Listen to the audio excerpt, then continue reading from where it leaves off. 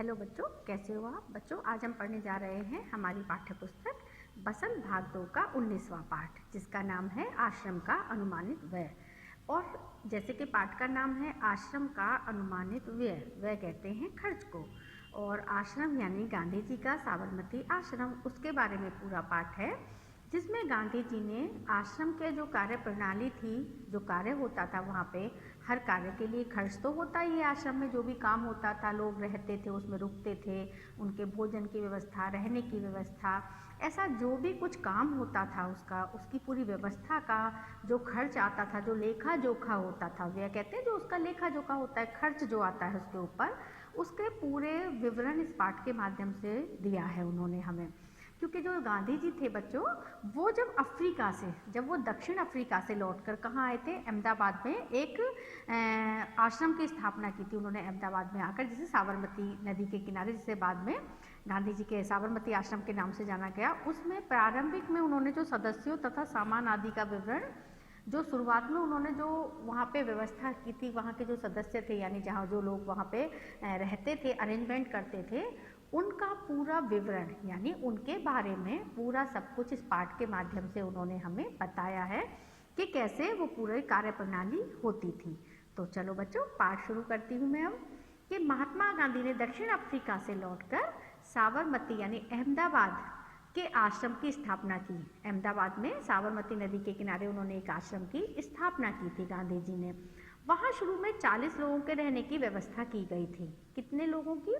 शुरुआत में वहाँ सिर्फ 40 लोगों के रहने की ही व्यवस्था का अनुमान था। उनको ऐसा अनुमान था कि शायद यहाँ पर 40 लोग रहेंगे।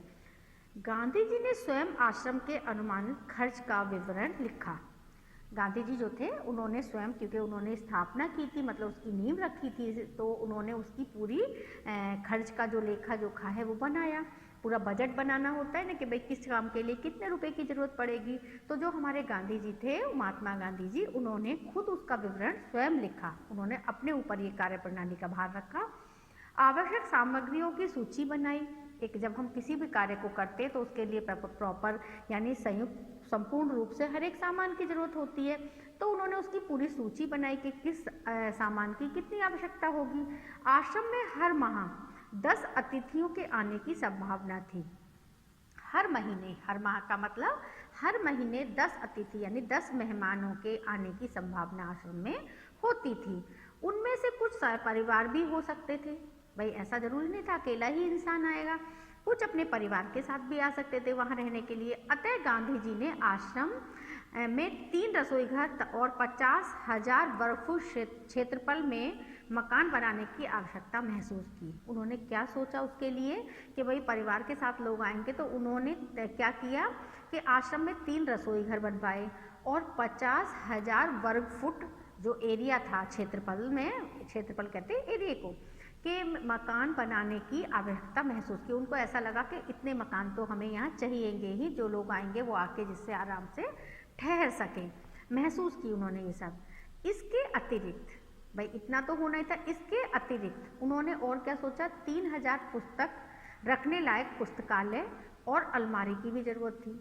भाई वहाँ पर अच्छी अच्छी पुस्तकें भी होनी चाहिए, तो उसके लिए उन्होंने लाइब्रेरी, जिसे इंग्लिश में कहते हैं, हिंदी में उसको कहते हैं पुस्तकालय, तो उन्होंने वहाँ पर क्या किया, एक पुस्तकालय बनाने के लिए, उसमें जिसमें 3000 पुस्तकें रखी जा सके, ऐसा पुस्तकालय बनाने की भी व्यवस्था की गई। और इतनी अलमारियाँ भी चाहिए जिसमें व्यवस्था से उन पुस्तकों को लगाया जा सके, क्योंकि क्रम वाइज पुस्तकों को सलीके से रखना भी जरूरी था।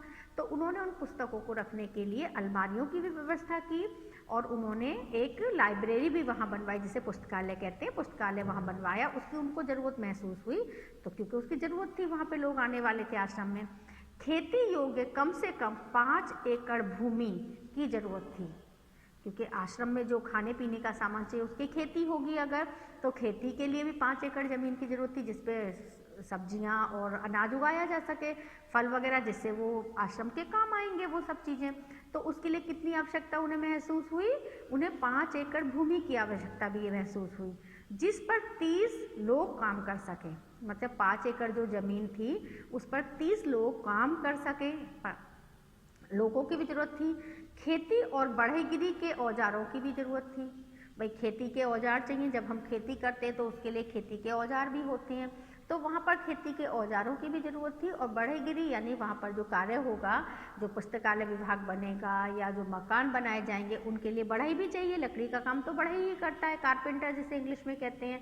तो उस बढ़ई की भी आवश्यकता थी वहाँ पे, जिसके लिए कुछ सामग्री भी चाहिए थी। अगर बढ़ई होगा तो उसके लिए जो जिससे वो काम करेगा और जो किसान जिन चीज़ों से काम करेंगे उसके लिए आवश्यक सामग्री की भी ज़रूरत थी, जिनमें उन्होंने कुदाल, फावड़े, खुरपियाँ, 5 बड़े हथौड़े, 3 बसूले, 5 छोटी छेनियाँ, हथौड़ियाँ, 2 एरन, 3 उन्होंने बम, 10 छोटी बड़ी छेनियाँ आदियों का मतलब उन्होंने व्यवस्था की। उन्होंने ये पूरा अनुमानित व लेखा जोखा लिखा विषय सूची में कि हमें इस सामान की आवश्यकता पड़ेगी ये सब कार्य करने के लिए। तो वो सारी सामग्री उन्होंने उसमें लिखी। उसके बाद उन्होंने लिखा 4 रंदे जो उसके लिए काम आती हैं, 1 सालनी। ये सब बच्चों मकान बनाने में और फर्नीचर बनाने में इन सब औजारों की ज़रूरत पड़ती है। 4 केतियाँ, 4 छोटी बड़ी बेघनियाँ, 4 आरियाँ जिससे लकड़ी काटी जाती है, 5 संडासियाँ जिससे बड़े बड़े पतीले बर्तनों को पकड़ा जा सके, 20 रतल कील चाहिए होती है ना लोहे की, उसको बनाने के लिए, कील ठोकने के लिए, 1 मोगरा और मोची के औजार। और जो औजार होते ठोकने पीटने वाले, वो सारे औजारों की आवश्यकता थी। वो सारे औजार, गांधी जी का अनुमान ये था, गांधी जी ये सोच रहे थे कि इन सब चीज़ों में कुल 50,000, मतलब उनको ये था कि इन सब चीज़ों में कुल 5 रुपया खर्च हो, सॉरी, उनका मानना ये था कि गांधी जी का अनुमान था कि इन सब चीज़ों पर कुल 5 रुपया खर्च होगा। मतलब ये जो सामान आएंगे छोटे बड़े, क्योंकि उस समय सस्ते का समय था। इसकी स्थापना आज तो हुई नहीं थी, आश्रम की स्थापना बहुत पहले हुई थी। तो अंग्रेज़ों का राज था उस समय जब इन्होंने स्थापना कर दी थी इसकी, बच्चों बहुत पहले समय की बात है। तो उस समय उनको इन सब छोटे छोटे सामानों को लाने में कितने पैसे की ज़रूरत थी? कुल 5 रुपये की। उन्होंने सोचा 5 रुपया खर्च होगा इन सब सामानों को लाने में, जो औजार थे। तो बच्चों अच्छा सा पाठ है जो गांधी जी के आश्रम के ऊपर है, बड़ा पाठ है, इसलिए 2 भागों में पढ़ाऊंगी। आज इसका पहला भाग पढ़ा है हमने, इसका आगे का आधा पार्ट हम अगली क्लास में पढ़ेंगे। पाठ को अच्छे से पढ़ना, वीडियो को ध्यान से सुनना, और पुस्तक में अच्छे से जब आप पढ़ोगे तो हर चीज़ को आप अच्छे से समझ पाओगे।